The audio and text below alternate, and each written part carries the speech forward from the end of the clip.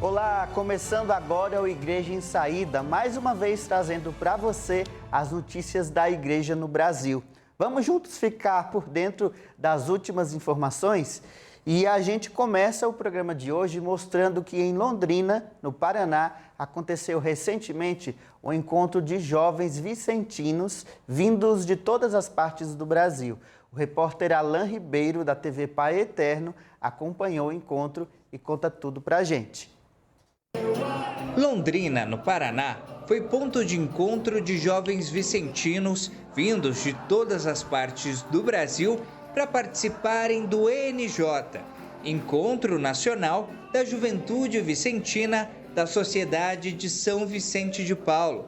Momento de aprendizado, mas também de troca de experiências, tendo como objetivo comum ajudar os que são os prediletos de Deus, os mais pobres. Esses encontros, eles fomentam, né, esse compromisso que a juventude vicentina tem com os pobres e com a sociedade de São Vicente de Paulo. Então, a importância desse encontro é levar essa juventude para a base, é fazer eles pensar em como tirar esses pobres do estado de vulnerabilidade que eles se encontram. E aqui hoje eles estão, além de festejando a alegria de ser vicentino, também, né, discutindo ideias de como fazer isso. Então, essa fomentação que a gente tem nesse encontro é muito importante para a sociedade de São Vicente de Paulo. A juventude vicentina é super importante para a sociedade de São Vicente de Paulo. E o desafio é mostrar justamente esse rosto jovem dos vicentinos. São muitos aqueles que encaram a missão de servir os mais necessitados, como o Michael Douglas, que participa de uma conferência vicentina em Juazeiro, na Bahia. A juventude vicentina tem um papel bem importante diante da sociedade, né? Que hoje a gente vê uma sociedade excludente para a juventude, né? Uma juventude que não faz, que não sabe trabalhar. E a gente está aqui metendo as caras para mostrar justamente o contrário, né? Que a gente sabe fazer, que a gente está contribuindo com a sociedade, que a gente tem o potencial de influenciar outros jovens a estar fazendo a caridade, né? Com os mais necessitados, junto aos pobres, que é a nossa maior missão, trabalhar junto aos pobres, que são nossos mestres e senhores, né? Isso que a gente aprende desde lá da base da conferência, que é os grupos de jovens que nós temos espalhados por todo o Brasil. E foi um jovem como o Michael Douglas que teve a inspiração há 190 anos em Paris, na França, de dar amparo aos que mais sofriam. Hoje, Antônio Frederico Zanan, fundador do movimento, alcançou seu sonho de abraçar o mundo em uma grande rede de caridade. E a SSVP já se faz presente em mais de 150 territórios. Eu fico imaginando o que o Zanan faria no dia de hoje, né, com toda essa tecnologia que nós temos.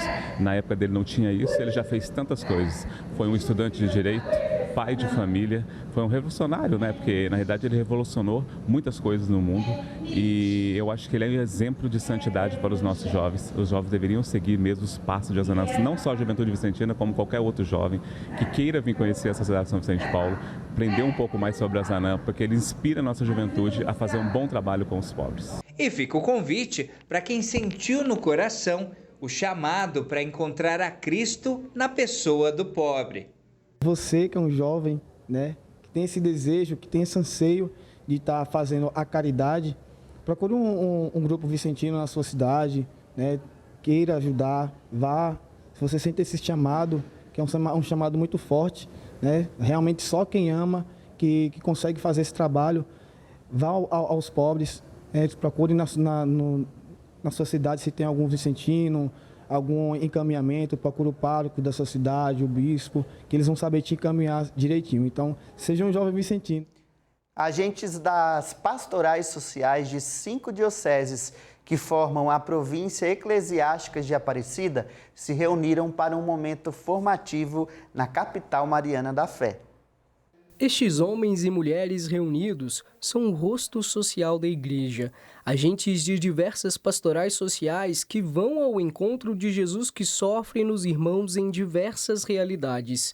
Eles se reuniram no encontro das pastorais sociais da sub-região de Aparecida, que aconteceu no Seminário Arquidiocesano Bom Jesus neste final de semana. As pastorais sociais, elas são pastorais que fazem algum trabalho social com a comunidade.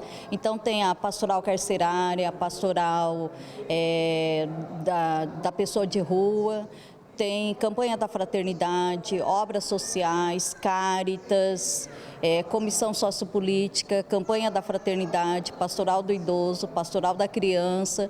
Essas são algumas que fazem parte das pastorais sociais. Reunidos, eles meditaram sobre o tema Com a Mãe Aparecida, busquemos superar a fome. O objetivo deste encontro é realizar aquilo que o Papa está pedindo, que chama-se sinodalidade da Igreja, que é caminhar junto. A fome, não só as pastorais sociais, mas conclama toda a sociedade brasileira a lutar para que não tenhamos pessoas passando fome. Dom Orlando Brandes, arcebispo de Aparecida, fez a abertura do encontro e agradeceu a presença dos leigos e religiosos que realizam trabalhos tão importantes. Esse dia é muito importante para a gente articular as ações, e também trocarmos experiências, tanto entre as pastorais sociais, como também entre as dioceses aqui da sub-região Aparecida. O encontro em Aparecida é muito importante porque ele nos fortalece, espiritualmente, porque trabalhar social, a fazer a pastoral social é muito difícil.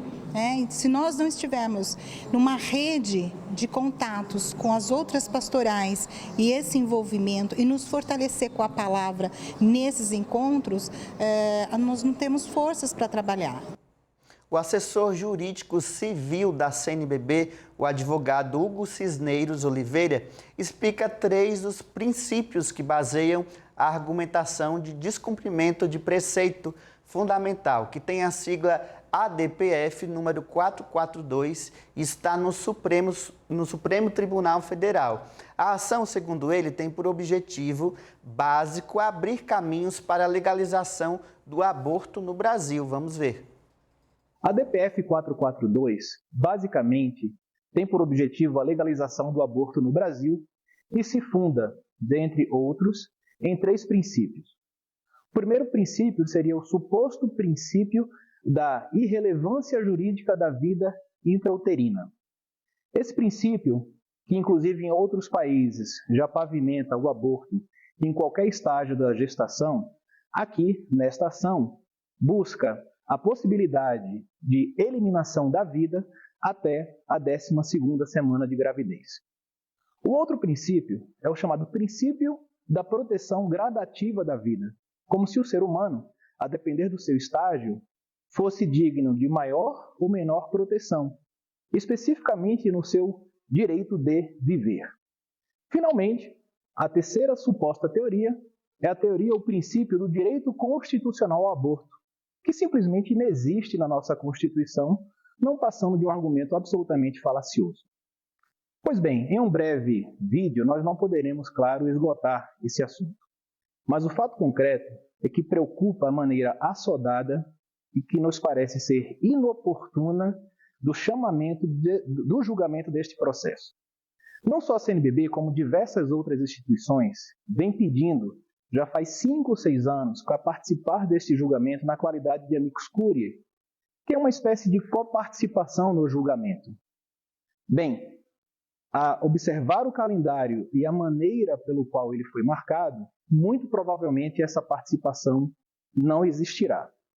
O que nos preocupa é que, sabedores de ser este um tema muito sensível e que nem é tão controverso, uma vez que a gigantesca da maioria da população brasileira é contrária ao aborto e diz isso de maneira enfática, é que a não participação dessas instituições representaria uma espécie de déficit democrático em todo o processo.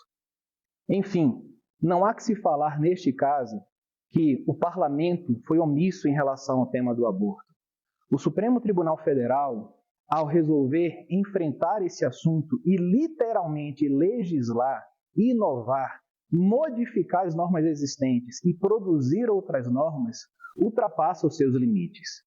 O Supremo Tribunal Federal pode muito, e é bom que possa, mas ele não pode tudo justamente em razão do modelo democrático que o nosso país adota. Enfim, o nosso pedido é que esta ação, que sequer deveria ser conhecida, em ocorrendo, ocorra da maneira como deve ser. E que, finalmente, o Supremo enxergue que este assunto é um assunto próprio e legítimo para o Congresso Nacional. E nesta terça-feira, a Igreja no Brasil fez o lançamento oficial da 3ª edição do Missal Romano. O evento acontece neste momento na sede da CNBB em Brasília e você pode acompanhar como foi nas redes sociais da conferência logo mais. E você quer que a sua diocese, paróquia, comunidade seja notícia por aqui? Manda um e-mail para a gente, igrejaemsaída@cnbb.org.br. Eu vou me despedindo por aqui e obrigado pela sua audiência. Tchau, tchau.